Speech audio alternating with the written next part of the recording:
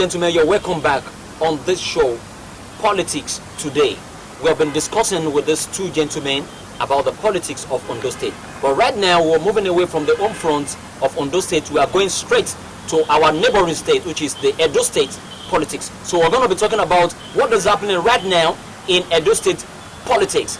Now, something is happening between the incumbent governor of Edo State and his predecessor, who happens to be his boss and the national chairman of the APC, the All Progressive Congress, Comrade Adams Oshiomhole. So, Sam, what do you think is happening right now in Edo politics? Because it's getting interesting as well by the day. See, I always say politics is politics, either dirty or good. What I actually understood is Ezeayamo actually understood what politics is. He knows how loyalty works, he knows how money works, he knows how to win people, he knows how to win people. Politics is politics. Forget godfatherism or not, politics will always happen. So now the house is divided. Now the citizens have the right to choose who they want to be their governor. When the house is divided, then you decide who do you want to become our governor. Now, if it's time for you to wipe out APC, then you're voting for PDP, fine. It's not the right time to do that. If it's the right time to vote, Ezeayamo has been given the ticket. For instance, it's the most favorite in APC because even the Republican governor has a problem with his godfather, who is unfortunately the APC national chairman. Yeah. Now, the truth is, even Oshiomhole, when he was the governor, said he never believed in godfatherism. And now he's claiming to be the godfather of somebody. This is politics.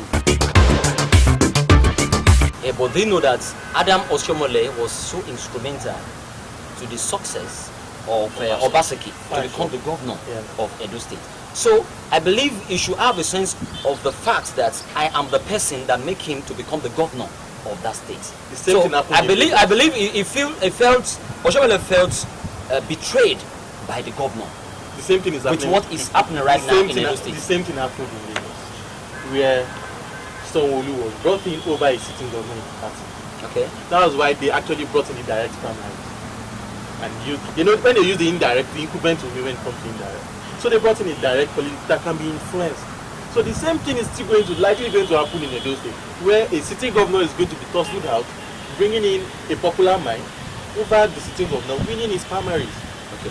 Let me quickly shift in there. The point is, we need to understand one thing. When they say things fall apart, the center cannot go. This is exactly what is happening in the states. Sure. And this man in question is actually a grassroots politician. Go to Edo State. That's Obaseki. No, hold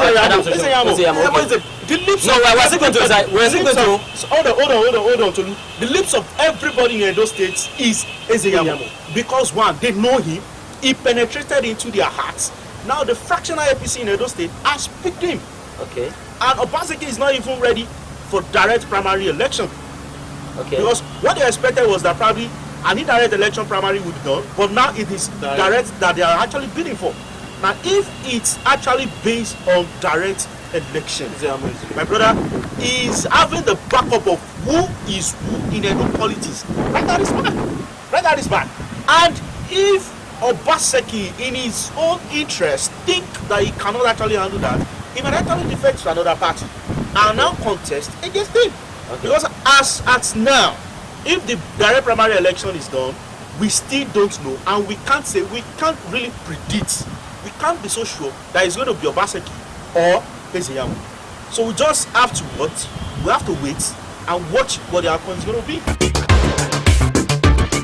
I want us to have a kind of prediction.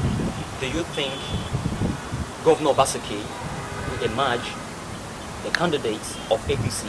And do you think Governor Obaseki will become the governor of Edo State for the second time? It is 50-50. Because one, his work can work for him. You believe he has worked well? I'm not from Edo State, but with little I've seen, left to me, I'm still saying it is still 50-50. Okay. Now, Sam, let me go to you. Don't you think there's a kind of rascality on the part of Obaseki to have looked into the face of his godfather and spit fire? Don't you think it's a kind of political rascality? There's something called when you are pushed. Or political disrespect? there's something called when you are pushed to the wall, you bounce back. You have Okay. been pushed to the wall, and it's now time for you to speak out. See, a lot of things happen in the background which people don't know. Which we don't know. Okay. And when those things are burning, you keep trying to contain the fire. And when you can't contain the fire any longer, it comes out. So now the truth is a lot has happened and he has tried to keep it. He has been concealing it for years and now he can't conceal it because his ambition, his position is at risk. So it's the best time for him to talk. Speaking out, speaking out actually wins some fans. Speaking out actually wins, oh, this man doesn't believe in Godfatherism. Fine. But the truth is, politics has actually happened in between and he has lost loyalty. Probably the loyalty fought is from him or from his godfather. Loyalty has actually disappeared. Okay. Now, the election of Edo State will be September. Then the Ondo State will be October. Do you think, with the current situation of the world today, the COVID-19 issue and all that, do you think there won't be problem conducting the election of Edo State and Edo State? Perhaps. Well, INEC have said there is no going back. So I believe they have adequate measures to put in place for the coming election, both in Ondo and Edo State.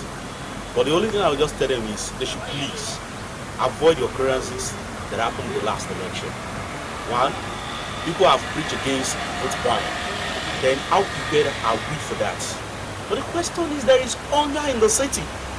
There is hunger in town now. Then how do we put adequate measures on ground to avoid vote buying? Because these are part of things that are actually killing our elections. And some other irregularities that actually happened in the last election. Then aside from the fact that COVID-19 is out, we pray and I hope that all this pandemic subside. Capside before that time. But the point is, if the state of the nation is still like this, then the fear of coming out, line up, be with people in the crowd, it's going to cause a lot of problem. Because one, if you've been spending 1 hour at the polling unit or polling booth before, then be prepared to spend like 4 hours this time around, because while lining up, they have to give you space. So it is our prayer that the pandemic is going to capsize for that time. Do you think vote buying, the popular saying, the Dibo Kosibe, do you think that will not happen this time around? Especially with the current situation where there is no money, people are not going to work. Do you think it's going to be possible for someone to vote without being given money? So the truth is, vote buying will always happen. Okay. As long as we've not moved to electronic voting, vote buying will always happen. INEC just said that they will consider electronic election from 2021, which shows actually now things that also push it. Actually by 2023 we should be able to have electronic voting. Now the truth is, as long as electronic voting is not in place, vote buying is one of the major ways political class will always win elections. Okay, Sam, thank God you are an IT person. Do you think electronic voting will work in this country? Then if it will work, what are the advantages and what are the disadvantages? Electronic voting will definitely help. It will not make us queue. I can vote randomly anywhere I am.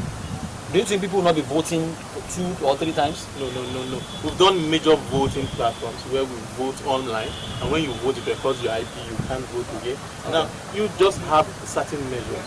When I pick up my voter's card, I put in my card details. When I vote, it gives me platform to vote. Okay. So it's just you go into a platform, you register, you have your PIN, then you vote. So it shows you having a platform where everybody can vote seamlessly without leaving the comfort of their home. And it can be manipulated. There's something we call, this is Nigeria. There's something we call daily counter. There's something we call a live counting. When you vote, the count increases. So a lot of things could be. The Western world are already doing it, voting, and those things we could go there, learn how they do it, and we make it into our own system. Then we add where we think could be the flaws from there, and then we improve on it. So I can't say electronic voting is not going to be. Electronic voting is coming to stay. We just need to improve and add more things to it. When are we actually going to get there in this country? Because taking for instance, people in the rural area who are actually yes, who are actually blind to ordinary phone setting. Are we getting it They now? don't even have. There's no So, service in their area. there is not even they have to look for electricity. location There before is no they can even electricity. give. Before they can even call. So the question is, 10 years, 20 years to this time, can we actually get there as a nation? That was the question. That means the people in the grass will be deprived No, of the rights. like of what voting. he said. I could remember in 2015 when I was the PO in Abuja for election, and I was posted to the rural area to conduct.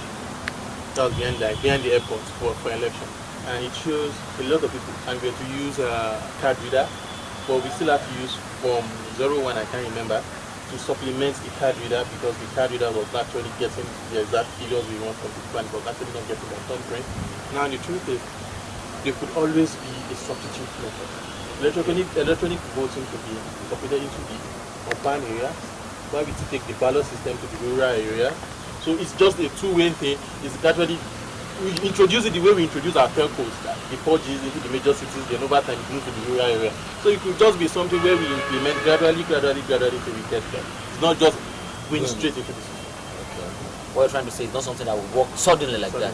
Well, It has to be- I actually think before we actually get there, our government still needs to educate our urban people very, very well. They still need to school them. Even this ordinary ballot voting of a thing, they still don't even understand the etymology behind it. Yeah. So even the general country, I'm talking of Nigeria in particular now, we still need to be schooled about how election is being run, how things is being done before we can actually say, okay, we want to get there. I'm sure we're going to get there one day. Rome was not built in a day. Ladies and gentlemen, Alright. I appreciate your time viewing this television station on your Android phone in your home. It's been a very interesting time speaking with those two gentlemen, Tokwe Babs here, then Sam. My friends, so we're just hanging out. It's not something serious, so we're just discussing something that we know will interest you, most especially in the politics of Ondo and Edo State. Ladies and gentlemen, until next time that we'll be having the opportunity to view us on this channel, Ilialayo Television. Let's wait and see what will happen in Edo and Ondo State. I know it will be very, very interesting because it's getting hotter and hotter by the day.